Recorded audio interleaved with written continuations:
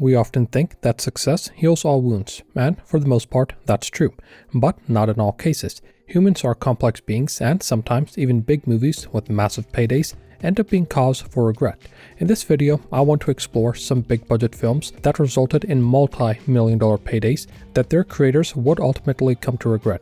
One of them is beloved, most of them, however, not so much. But in all of these cases, the actors wish that they would have done something else. The disdain that Alec Guinness had for Star Wars is legendary, and if he never played Obi-Wan, he still would have been one of the greatest actors to ever grace the silver screen. In a career that spanned 60 years, Guinness first rose to prominence as a respected Shakespearean actor in the theater before adding film to his repertoire, starting with 1946's Great Expectations, directed by David Lean. Now, Guinness's career is different from many actors nowadays. This is important to understand in order to understand his apathy towards Star Wars. Nowadays, it's the case that if you start in the theater, you eventually jump to doing film and stay there. Guinness and actors of his generation, especially in England, were not like that. They did film work in addition to their theatrical work and were often more respected for their theater work. When Guinness started doing movies, there were two important collaborations. The first was with David Lean, which Guinness would never regret. He and Lean collaborated on 6 films, including the aforementioned Great Expectations, as well as 1957's The Bridge on the River Kwai, which earned Guinness an Academy Award for Best Actor, as well as 1962's Lawrence of Arabia, one of the greatest movies ever made. His second, of course, was with George Lucas. At first, Guinness was game but had misgivings. He liked Lucas's debut feature, American Graffiti, and was interested in meeting him. Well, sort of. In a letter to a friend, Guinness would call him Paul Lucas. It's worth reading from 2 letters that show the yin and yang of how Guinness felt about Star Wars before and after. In one letter, before he took on the role of Obi-Wan, Guinness said, quote, "I have been offered a movie, 20th Century Fox, which I may accept if they come up with proper money. London and North Africa starting in mid-March. Science fiction, which gives me pause, but is to be directed by Paul Lucas, who did American Graffiti, which makes me feel I should. Big part. Fairy tale rubbish, but could be interesting perhaps," end quote. But then he took on the role and found that it wasn't all that it was cracked up to be. George Lucas has never been a great dialogue writer, something that he agrees with, and Guinness called his dialogue rubbish. That, of course, was when he had lines at the ready. Star Wars was a troubled shoot, and Lucas was rewriting the screenplay well into production. Even Obi-Wan's death was not pre-planned. Lucas only added that midway into the shoot. This is what Guinness had to say about working on the movie, quote, "Can't say I'm enjoying the film. New rubbish dialogue reaches me every other day on wads of pink paper, and none of it makes my character clear or even bearable," end quote. That's not to say that it was all bad. Guinness enjoyed the company, calling Kenny Baker, who played R2-D2, very sweet, and saying that Mark Hamill and Harrison Ford, who he mistakenly called Tennyson and then Ellison, were intelligent and amusing.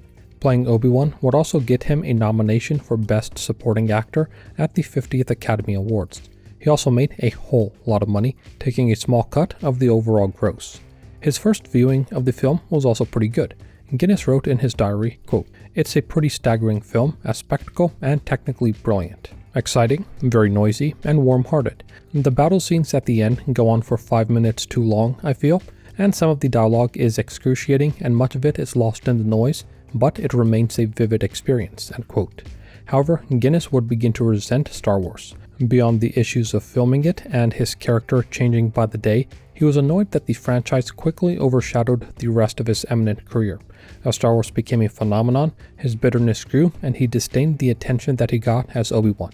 While George Lucas said that Guinness wasn't happy about killing off Obi-Wan, Guinness said that that was his idea, stating, quote, "What I didn't tell Lucas was that I just couldn't go on speaking those bloody awful, banal lines. I'd had enough of the mumbo-jumbo," end quote. While he was glad for the compensation, which made him quite wealthy over the course of his life, and would acknowledge the good that people saw in the movie, he, personally, seemed as though he could not have cared less, and perhaps would have preferred to have avoided the enterprise altogether. It seemed like Jessica Alba was nigh unavoidable during the aughts. That's when I was in middle school and high school, and speaking from experience, Jessica Alba was very popular. Even though she got her start doing small roles in the 90s, it wasn't until 2000's Dark Angel, created by James Cameron, that Alba really hit her stride. The role propelled her film career to new heights, and this was before peak TV, so when actresses got onto the big screen, they stayed there. She landed the lead role in 2003's Honey, as well as 2005's Sin City and Fantastic Four, all of which were commercial hits. Alas, Fantastic Four is also what led to her eventual disillusionment with acting. It's no secret that none of the Fantastic Four movies have been fantastic so far. The 2005 one and Rise of the Silver Surfer in 2007 got negative reviews, and while they likely made money, it wasn't enough to keep the franchise going. When they tried rebooting it in 2015, Josh Trank's on-set behavior led to a box office and critical disaster. It's almost as though the franchise is cursed. For Alba, though, it was more personal. She clashed with the Rise of the Silver Surfer director Tim Story. Alba didn't mince words about the experience, literally saying, quote, "I wanted to stop acting. I hated it. I really hated it," end quote. Honestly, as far as denunciations go, you can't get much stronger than that. The issue, for her, turned out to be Story's directing capabilities. In her words, quote, "I remember when I was dying in Silver Surfer, the director was like, 'It looks too real. It looks too painful. Can you be prettier when you cry? Cry pretty, Jessica," end quote. To be fair, I'm not even sure how you're supposed to cry pretty when your character is dying. The pain and realness should be the point, after all. The experience got Alba to question whether or not her heart was in it anymore. And for a while, it seemed as though it still was. She had 5 films in 2010, though her output would significantly decline in later years. But Alba is a very interesting case in that she doesn't really have any high-profile flops. In fact, most of her movies, even if they don't review well, were solid mid-budget hits, the kind that Hollywood needs more of right now. She's only ever had a few flops, like 2005's Into the Blue and 2009's The Love Guru. Most of her movies have done quite well. While she's reduced her output to focus on her company, charity and activism, I hope she makes more of a comeback soon. I just hope that she doesn't work with Tim Story again. Bad contracts have ended as many careers as bad acting jobs have. Now, Channing Tatum's career is certainly not over, but a bad contract did get him swept up in a movie that he really hated. That was 2009's G.I. Joe: The Rise of Cobra. To understand why he did the movie, we need to take a quick look at how Tatum got involved in movies in the first place. Even though he rose to fame with 2006's Step Up, his first movie role was in 2005's Coach Carter. When he signed up for Carter, he also signed a 3-picture deal with Paramount. This kind of contract gets actors to do movies that they otherwise would not do, and that was the case here. Tatum turned down the role of Duke in G.I. Joe 7 times.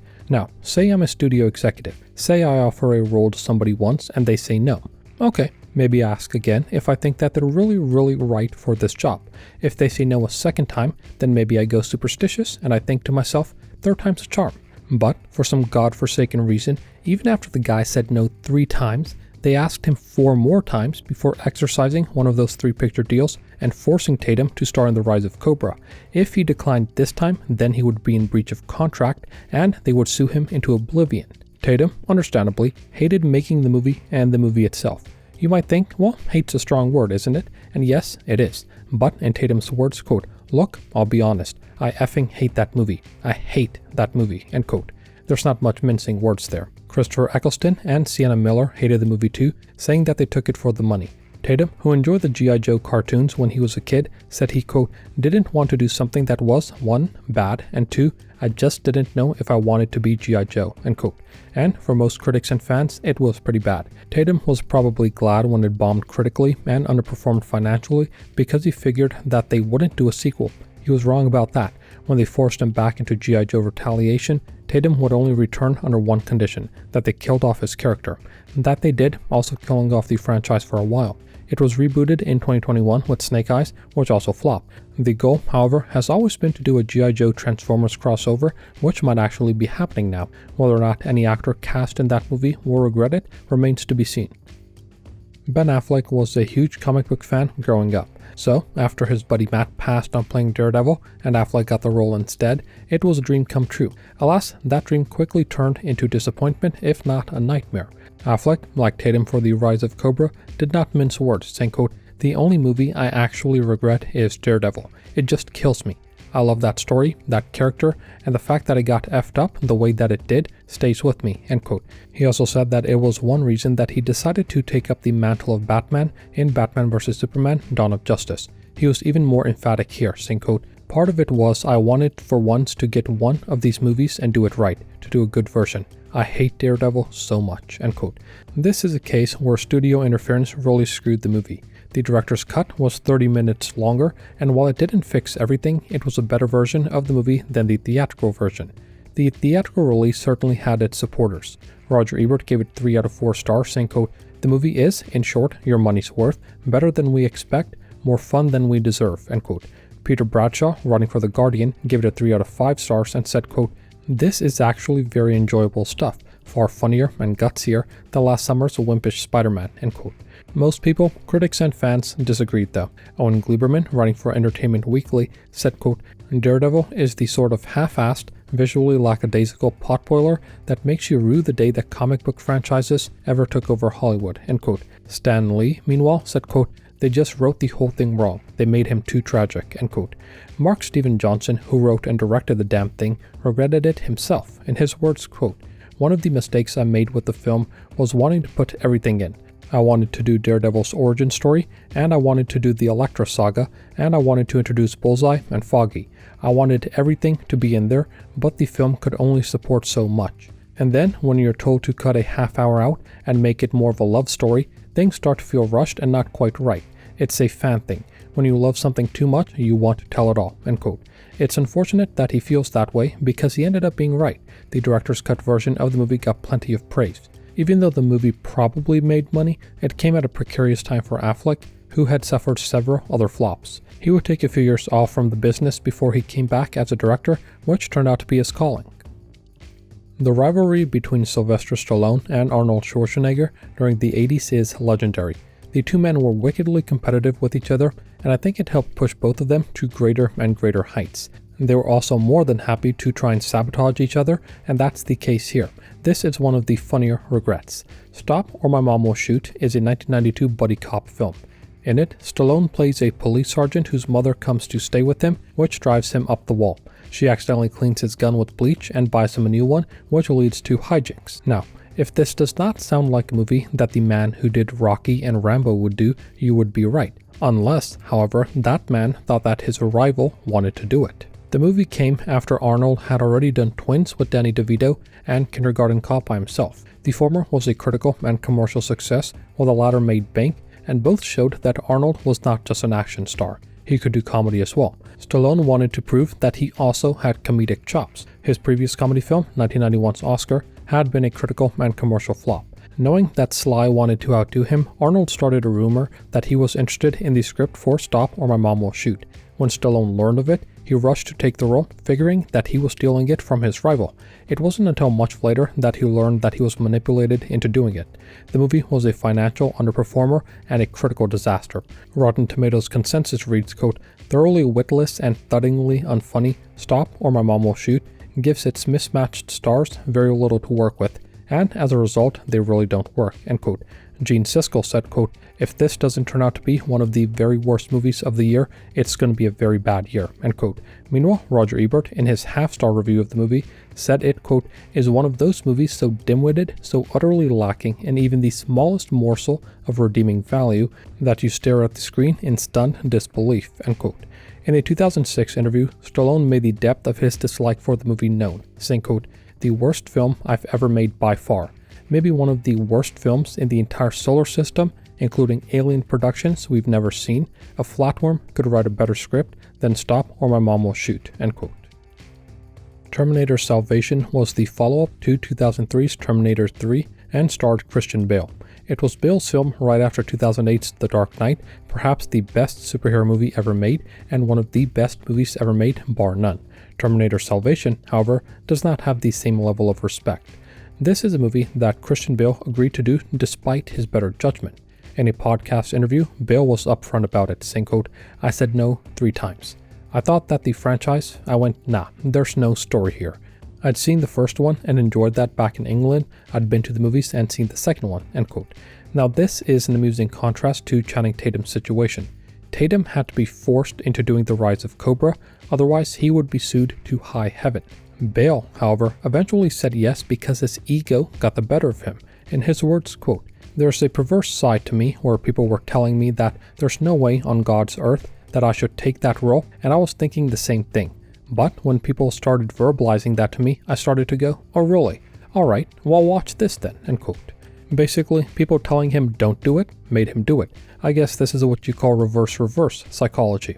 This is a series that should have ended after Terminator 2, but they wanted to continue milking it. On this fourth installment, however, the cow refused to produce. Bale said that he knew from the beginning that this was not going to turn out well.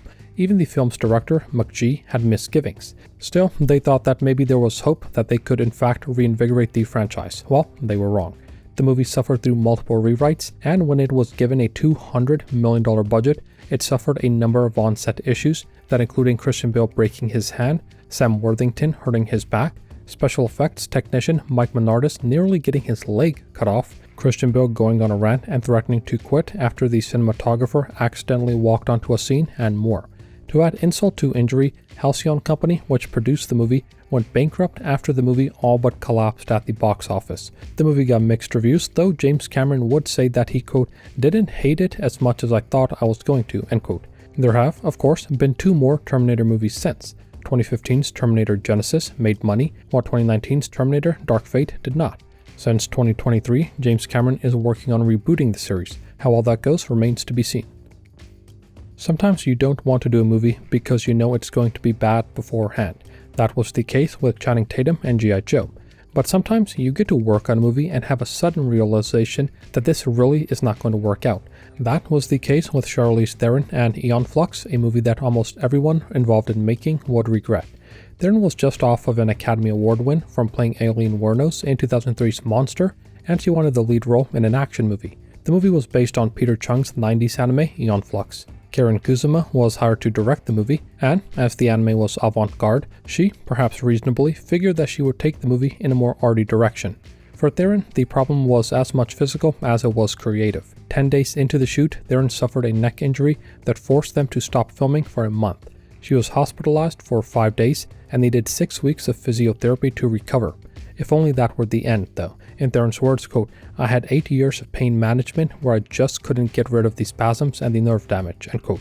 She needed to have a neck fusion, which seemingly helped clear things up. Theron apparently started regretting the movie as soon as she signed on, saying that she knew it was going to be a flop. In her words, quote, with that one, I don't know if I had the answers for how to fix it, but I definitely knew we were in trouble, end quote. The right thing to do, according to her, would have been to shut down the entire production and rewrite the whole thing. She wasn't the only one who regretted the movie, though. Karen Kusama endeavored to make it a $55 million sci-fi art film, but after Paramount head Sherry Lansing left the company, new execs fired her during the editing phase, then rehired her because the new editor did a worse job, resulting in a movie that everyone hated. The movie would end up being a critical and commercial disaster. But before we blame the execs, it's worth noting that Peter Chung, who created the anime, hated the project from the beginning. He was unhappy with the script for the movie and said that seeing the movie, quote, in a crowded theater made me feel helpless, humiliated, and sad, end quote. He continued, adding, quote, I know that the studio made a lot of cuts against the wishes of the writers and director. Most of the cuts concern further developments of the secondary characters. Since my main problems are with the portrayal of Æon and Trevor, I doubt that I'd have liked the longer version much better, end quote. He highlighted an issue that's persistent. People that say they love the source but end up hacking up the adaptation. He's got a good quote about it, which is worth reading in full. Speaking of people adapting others' works, Chung says, quote, they claim to love the original vision, yet they do not extend that faith to the audience. No, they will soften it for the public, which isn't hip enough to appreciate the raw, pure, unadulterated source like they do. The argument for the Catherine Goodchild movie is that an accurate live-action version of the Æon Flux would have been too inaccessible for a mainstream audience. It would not have made money, ergo there's no impetus for the studio to make it. It's a circular argument which attempts to shift responsibility away from the individuals who make the film to the presumed audience. Presuming to know what an audience wants to see and tailoring the product to fit it is a method that sucks all the drive I'd have to ever create anything. It's self-defeating, disingenuous. I'm not naive about the realities of making unconventional films in the arena of mass entertainment. It's possible to make good unconventional films. It's also very hard. In any case, if you're going to risk failure, I say do it boldly with conviction. The problem with the movie is its failure of nerve, end quote. A lot of movies lack nerve, and they could profit from summoning up a bit more courage to make something bold and audacious. Regret, of course, is a natural part of life. Sometimes we regret the decisions we didn't make, other times we regret the decisions we did make. Sometimes they're against your will, as was the case for Channing Tatum. Other times they're against your better judgment, as was the case for Christian Bale. And still other times, life goes in an entirely different direction. Alec Guinness definitely never thought that Star Wars would end up being so big and taking over so much of his legacy, something that he regretted despite the financial reward. However, the thing with regret is that you can't let it consume you. It's something to brush off and then continue with the rest of your life. Who knows, maybe some of these actors will eventually come around to appreciating these roles. It might take many more years, but for better or worse, they are inextricably linked with the decisions that they made.